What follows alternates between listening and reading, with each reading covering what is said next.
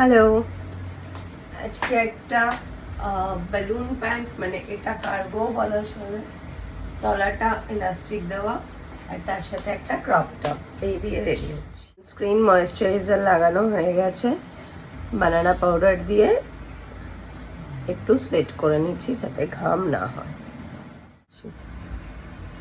এইভাবে লাইন করে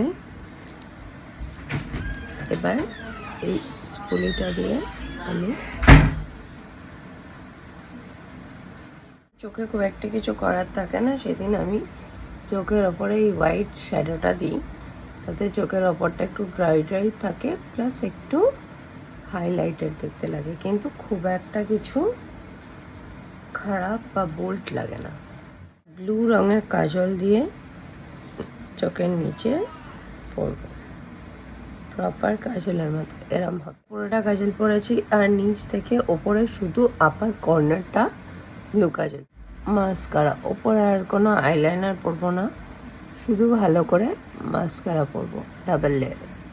lip shade try করলাম কিন্তু আমার ভালো লাগলো না। এখন একটা কোরাল শেড করছি,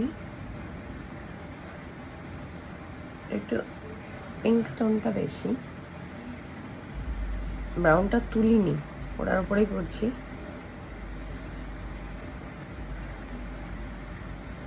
এই কালারটা দাঁড়ালো। ব্লাশ তো থাকবেই, তবে হালকা আর খুব ভালো করে ব্লেন্ড করা।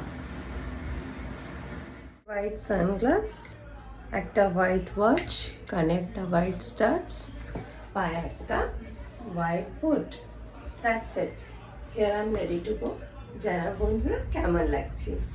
টাটা।